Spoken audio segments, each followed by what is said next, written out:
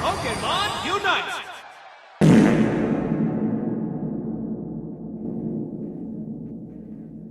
Fortnite Battle Pass. I just shit out my ass, booted up my PC, cause I need to get that Fortnite Battle Pass. Battle passes as of late have been pretty lackluster, with the majority of them basically boiling down to just 2 skins. One of them being $40, great quality, fantastic VFX, and love and care was put in mind when making it. And then you get the other one, that was made within 5 minutes. And the developer just slapped on a t-shirt that they got from TJ Maxx and called it a day.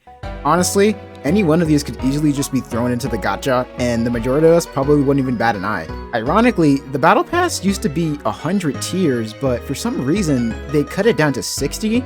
I guess Tencent thought 100 tier rewards for just $8 was being too generous. Although, to play devil's advocate here, it's only $8, yes, so I suppose you are getting what you pay for, and maybe a little more, I guess?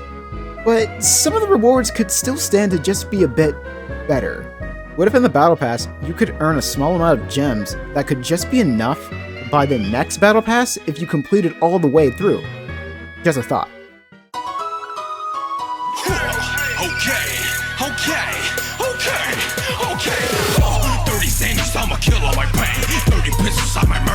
Oh wow, so many interesting and colorful stickers. I can't wait to place more than 3 on my...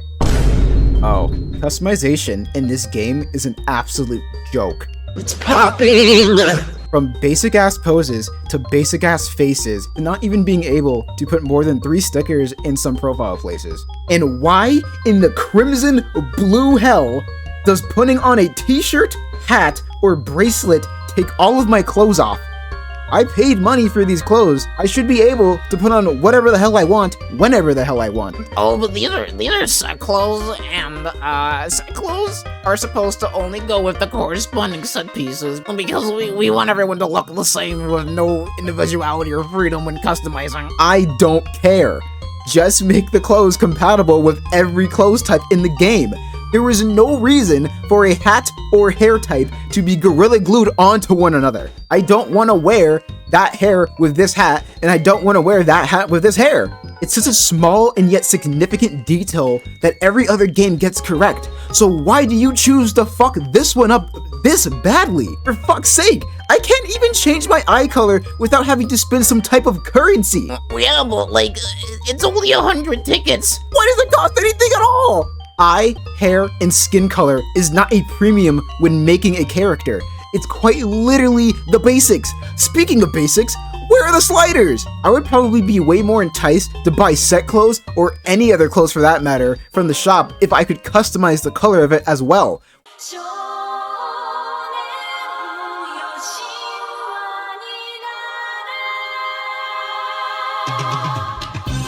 Gotta testify, come up in the spot looking extra fly. For the day I die, I'ma touch the sky. Tickets. No, the other ones. Yeah, those. These tickets might actually be the most worthless things in the game, only coming second to comms. Now, I understand not everybody sweats this game 24/7, but those of us who do probably have more than a couple of these sitting around like I do. And even if you were to buy everything in the shop with them, then what? They just collect dust accumulating over time because you're either not using them, or the more likely option, that the things that you could buy them with are complete trash. I've personally never used either one of these tickets once, because anything you could buy with them, you could literally just get out of the gacha by chance, which I have. Usually more than once, which is why they keep popping up in my inventory. But I think I have a good solution for these useless food stamps. You know those skins that are a little, pricey? Well, why not use these coupons as actual coupons? So, I have 300 plus Hollowware tickets, right? What if every 100 of these tickets equals out to, let's say, $2? That way, I could theoretically take $6 off my next skin purchase, and if I wanted, let's say, a $40 skin at half price, I would need 1,000 tickets.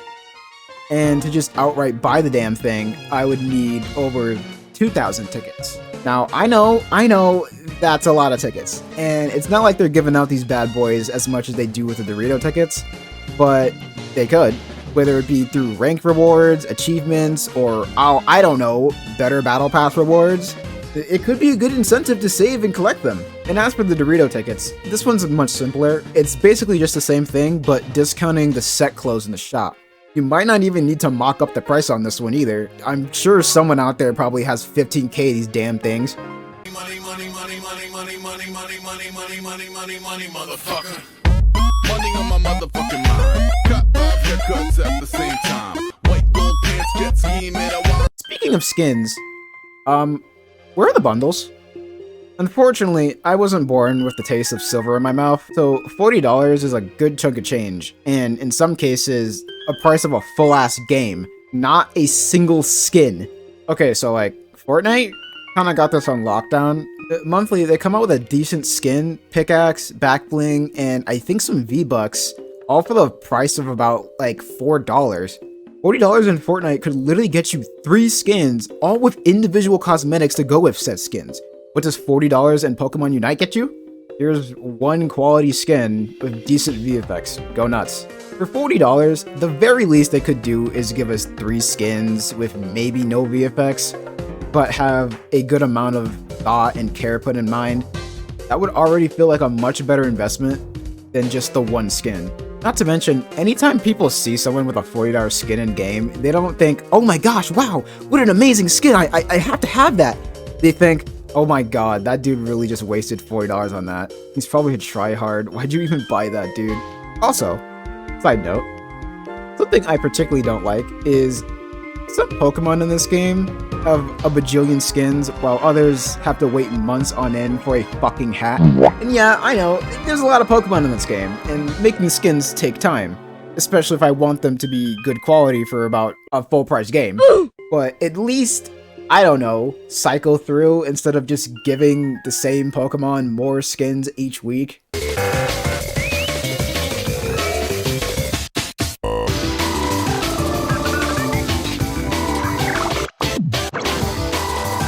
Does anybody remember when this game was still new and fresh? Season 1 had just ended and Season 2 was announced, everybody was getting hyped, live streams, YouTube, Twitch, people were doing giveaways on Twitter. I think the CGY was just officially announced and everybody was hyped. People were excited. The clock ticks down, Season 2 starts, and...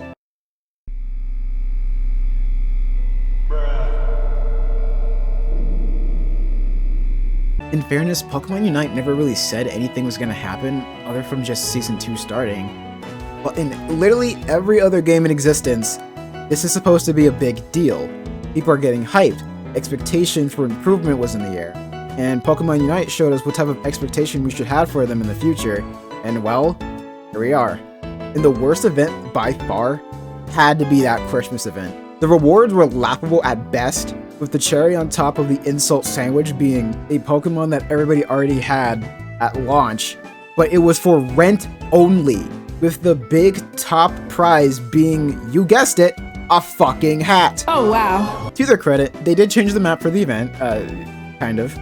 I did appreciate the new Pokemon to fight and the music, but I think we could all agree that this was somewhat of a poor attempt, but an attempt nonetheless. You tried.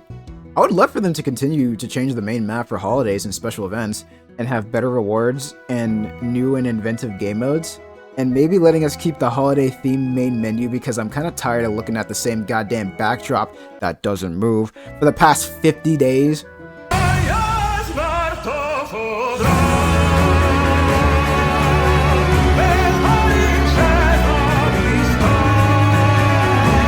So, this might come to a surprise to you, but I actually don't play ranked, and I never have since I started playing this game. Mainly because I don't like the concept of ranked in a lot of video games. I still solo queue, and some of the creatures I play with are unreal. You got people sitting in base and doing nothing. You got people stealing your jungle and then do nothing. People who just run around the map and pretend like they don't know that they can damage the enemy. And then you got people who spam surrender the millisecond they get the ability to. And so much more. And saying this, I really wish the report button actually did something, if anything. Reporting someone does next to nothing. Even if you were to write out exactly what they did wrong, all it does is take away -10 good boy points, which they will retroactively accumulate right back within the next 2 games anyway, ultimately letting them run amok into someone else's game all over again. Not only that, but actual punishments need to be set in place to deter people from doing this regularly. If your fair play points reach under 50, then you should earn 50% less rewards. Likewise, if it hits 0, then you're earning 0 rewards for that entire week, until you start playing the game as you're expected to. There are people who do false report, but maybe if like over 20 or let's say 30 people report you within a certain time frame, you should probably get an automatic timeout to play from any game, not just standard or ranked. In addition, AFK players are an infestation in this game, so I propose if a player is standing in a certain area, even in spawn, for a certain amount of time, it should get kicked from the lobby and get turned into a robot. Basically how Mario Kart kind of does it. Now for the actual matchmaking, I have heard a suggestion that it should be based off of win rate. And yeah, I know, win rate isn't a complete accurate reflection of a player's skill, but if it's also matched up with the number of battles that the player has had, and win rate, I feel like it could be a little bit more accurate. After all, who do you think is the more skilled player between 2 players with, let's say, 70% win rate? The one that's fought in over 20 battles, or the one that's fought in over 200 battles? Of course, this is still a very flawed idea, but surely it could be better than what we have right now. Check me out, y'all. I ain't a winner. Got a hot hand. Place your bets, ladies and gentlemen. I ain't a winner.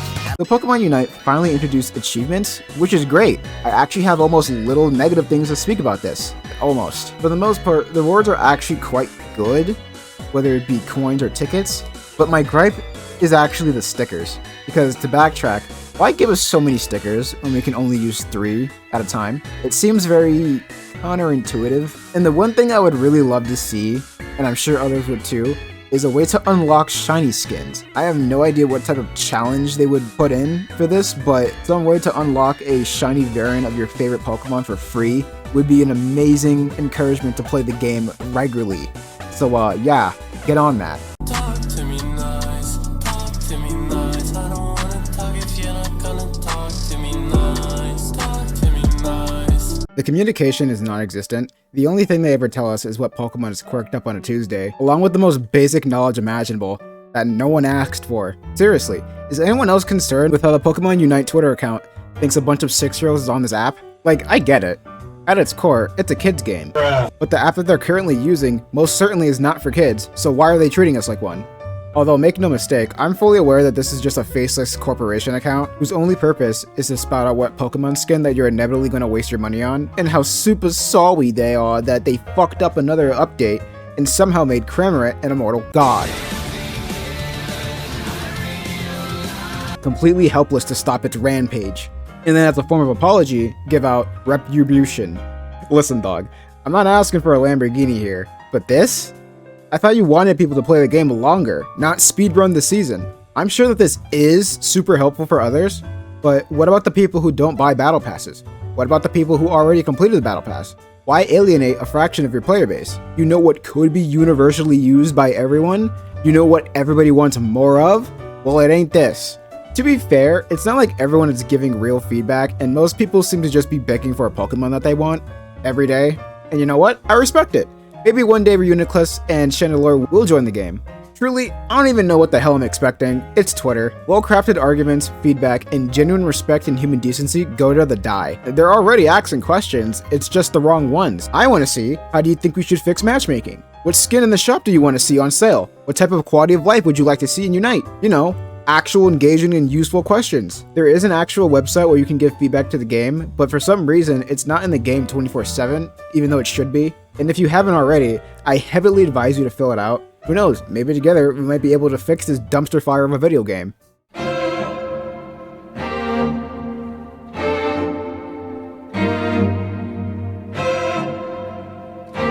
In conclusion, this game is ass cheeks. They tiptoe themselves to progression, only to backwards long jump 8 steps back.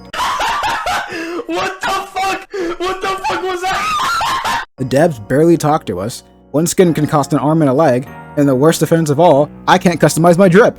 You're probably wondering, Roy, why the hell do you even still play this game? And well, the answer is simple. Views. Damn! But seriously, I still have fun with the game, even by myself sometimes, and I really do love making content for you guys. After all, it's what got me here.